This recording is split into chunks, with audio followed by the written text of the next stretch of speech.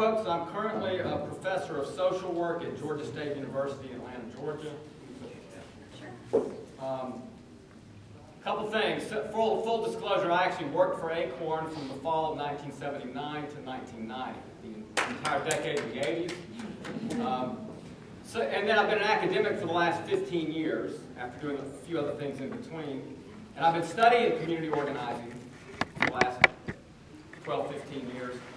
So I believe I can bring both an insider's and an outsider's perspective in a sense. And I'm going to address your first question that you asked. How did ACORN become arguably the most effective anti-poverty group in America? I'm going to discuss three things, well actually four things that I think really contributed to creating that. And I also think the answer to that question answers your second question. Why did the right wing target ACORN and virulently fight to destroy it? I think it's largely due to its success. So if you can answer the success question, you can answer the why they were targeted so much.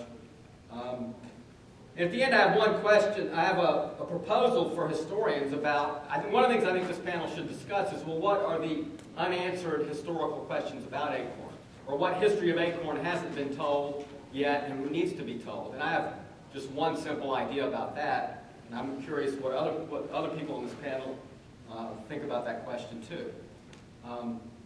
So I'm going to argue three things helped create ACORN being as successful as it was. One was what I call a breathtaking, radical, small d democratic vision of radical social change, where low and moderate income people would really and truly have a voice in what's going on. America would not be a plutocracy the way it is now, but low and moderate income people would have an incredibly more of a voice in all kinds of decisions that affect their lives, from the neighborhood to the city to the state to national politics. The radical vision was best outlined in 1978 in a document called the People's Platform, which is actually an 18-page document. It has 14 different planks dealing with all kinds of issues, from housing to energy to education to banks and community development, representation. And it also has 309 specific reform proposals in that document. I have a copy of it here. Anybody can look at it today. And it's easy to find on the internet. Unfortunately, when you find it on the internet now, it's associated with a lot of right-wing outfits that try to belittle it and make fun of it and so forth. But it is a radical democratic statement that was created by the membership. It was voted on at the 1978 convention. And it helped set a vision and a goal in many, many areas for people to work on. And actually, it was revised and voted on again in the 1990 ACORN membership convention. But anyway, that kind of radical vision, almost a utopian vision of low and moderate income people having more of a voice in their life was one major factor. In addition to that, ACORN had an organizing model that seemed to be implementing this vision. And the model included things like having obviously a dues-paying, self-sufficient base. Compared to other organizations, ACORN believed in organizing the unorganized. Organizers knocked on doors, they asked people to join, pay dues, and be grassroots members of the organization. And it was democratic from the neighborhood level all the way up to the national level. The members made the final decisions on campaigns and actions and tactics and everything. So the base was critical to that organizing model. The self-sufficiency, the notion of funding yourself was incredibly important.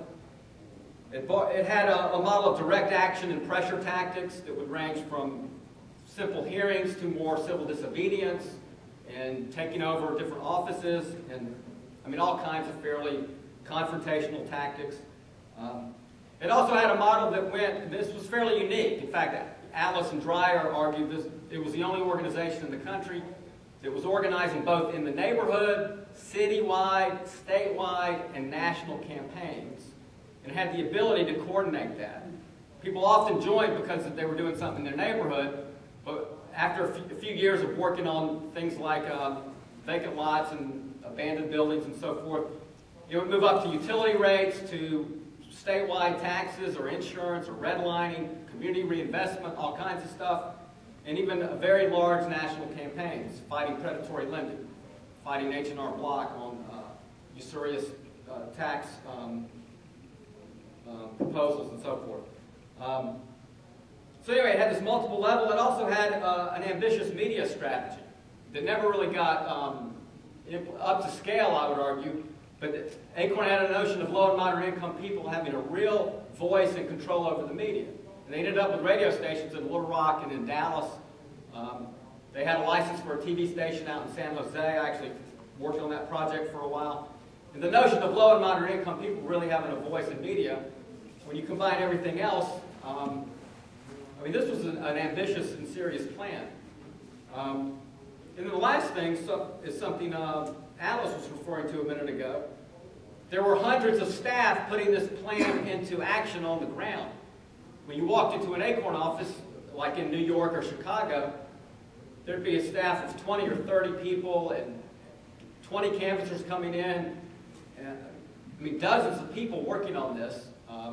I think when ACORN peaked, it would hire up to 1,000 people a year in various campaigns, voter registration, all kinds of stuff.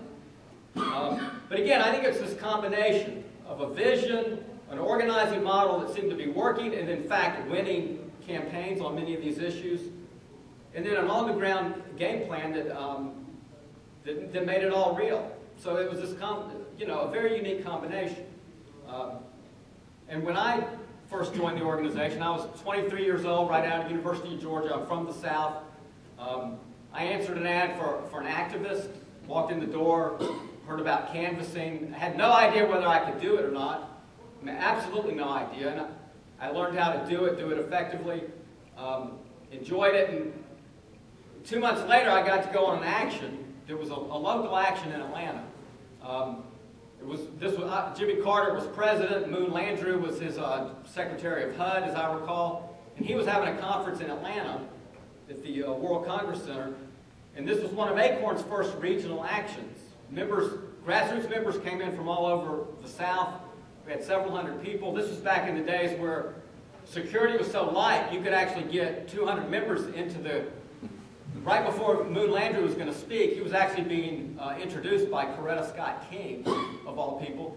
And the ACORN members went in there with a bunch of housing demands and literally took over the conference, shut it down. And they shut it down when Coretta Scott King was introducing Moon Landrieu. And to me, it was one of the most exciting things I'd ever seen. And Coretta was, how would I put it, she was smooth enough and cool enough to say, well, this is certainly in the spirit of Martin, and if he was here, he'd probably be down there on the floor with you guys. And Moon Landrieu agreed to go meet with the members, and we filled up a room like this, and Moon Landrieu actually listened to members for an hour and a half about their issues right after his speech. Anyway, when I actually saw an action like that, it was easy for me to sign up for 10 years. That was exciting stuff. So that's why I think ACORN was successful. And this worked at the staff level and the membership level. I also have a theory that people usually don't put it into this perspective, but I actually think organizing is therapeutic, especially compared to academia. I think academia is sort of a neurotic field to be in, but organizing seems to be a therapeutic field to be in. And I obviously base that on my own personal experience. And I've not exactly empirically tested that with other people, but I'd be happy to. And do I have one more second? The question I had is what history needs to be researched and documented about ACORN today? And I think a very important history would be what was ACORN's role in either preventing or not preventing the housing bubble, the housing crisis, the financial meltdown. Right now in the right-wing press, there's a number of economists and historians that are essentially trying to blame the financial meltdown of 2008 on the Community Reinvestment Act and groups like ACORN that fought for that and then fought to make housing programs affordable for low and moderate income people. And I actually think the history is exactly the opposite. That ACORN was on the right side of anti-predatory lending,